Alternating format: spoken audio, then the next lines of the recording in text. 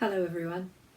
If we were in the library right now, this is the week that I would be reading an Anzac Day story to you. And unfortunately we can't be in the library right now, but I thought I'd go through my own library here at home and find a story for you that I could read. And this is the one that I've chosen. Now for a lot of you, you will know exactly why this book is in my own library, and that's because I was lucky enough to be able to help create it. And my name is down the bottom down there. And I wrote it with another lady who used to teach at Mount Ousley, and her name is Margaret Warner. And when we started planning this story, I was actually teaching Miss Brulé, and my classroom was 3-4 Unite's current classroom. And Mrs. Warner was next door, where 5-6 Create are now. And we spent a lot of time writing our story, Lone Pine, and it took a lot of years before it was published. It's been published twice. This was the first one in 2012, and this was its second edition in 2014, and they re-released this one for the 100th anniversary of World War I. Anyway, I thought I would read it to you, and I think I'll read from the original version. So, here is the story of Lone Pine. Our illustrations were by Sebastian Ciaffaglione, and he is a fantastic illustrator who lives in Victoria. So, Lone Pine. December 2008. Lightning flashes, thunder booms, wind tears at the branches of an old pine tree that stands alone in the grounds of the Australian War Memorial.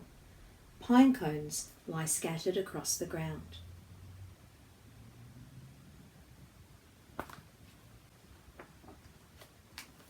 August 1915. Almost a century earlier, on the far side of the world, pine cones lie scattered across a Turkish hillside. A single tree stands alone on the ridge. The soldiers have cut down all the other trees to cover their trenches. Now they crouch beneath a jumble of branches, nervous and silent, waiting for battle. Suddenly, rifles crack, gunfire explodes. Bullets whistle across the summer sky. The Battle of Lone Pine begins.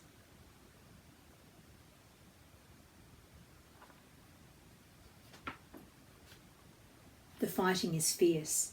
Many soldiers are killed. When the battle is over, pine cones lie crushed on the rocky ground. A young Australian soldier moves cautiously across the ravaged hillside. Broken branches snap beneath his boots as he searches for his younger brother. He hopes his brother is still alive.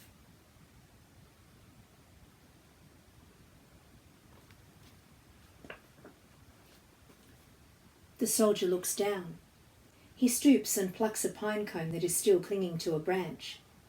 Holding it up, he breathes in the fresh, clean scent of pine. He thinks of his mother's garden where he used to play with his brothers. The soldier slips the pine cone into his pocket. It is a reminder of this sad day. Then he keeps searching for his brother.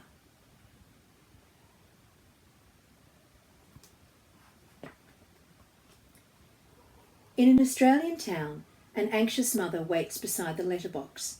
News from the battlefields takes weeks, sometimes months, to reach where she lives.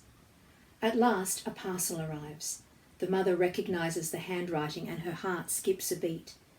Carefully, she unties the string and folds back the brown paper.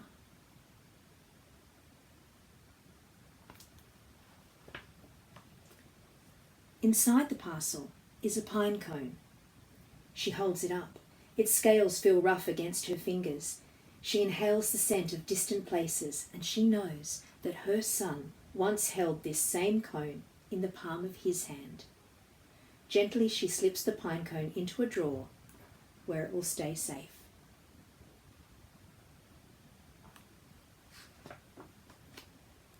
The pine cone lies in the drawer, not quite remembered, not quite forgotten.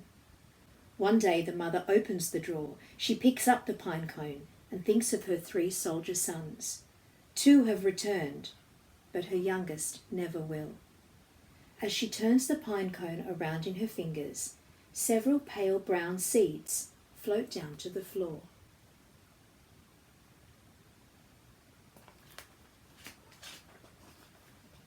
She gathers the seeds and plants them in a pot. She places the pot in a sheltered part of her garden where the seeds will be warm in the sun and protected from the wind. Each time she waters them, she thinks of a solitary pine tree on a faraway hillside.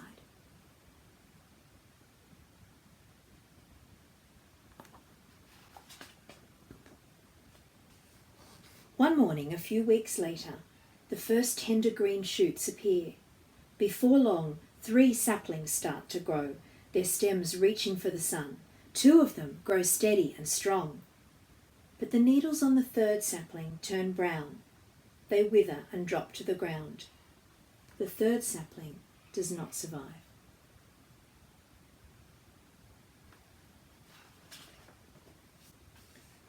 The other two saplings grow taller. Their branches are sturdy, their needles are glossy and green. It is time to plant them where they will remind people of the Battle of Lone Pine and the soldiers who died there.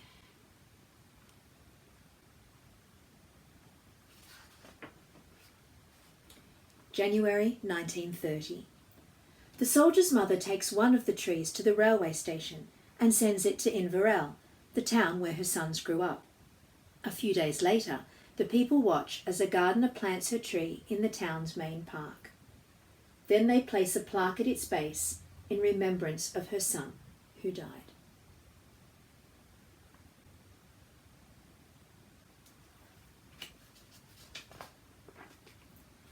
She sends the second tree to Canberra. Another gardener watches over the tree in the nursery while a war memorial is being planned. The soldier's mother writes often to ask how her tree is growing.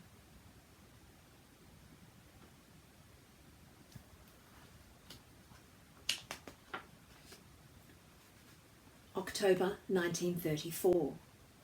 On a warm spring day, the Duke of Gloucester plants the tree in the grounds of the Australian War Memorial.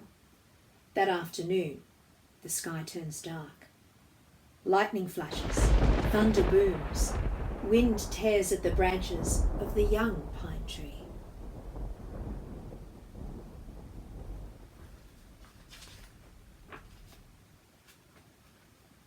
At last, the sky clears.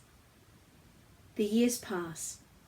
The tree weathers many storms, but the lone pine still stands proud and strong,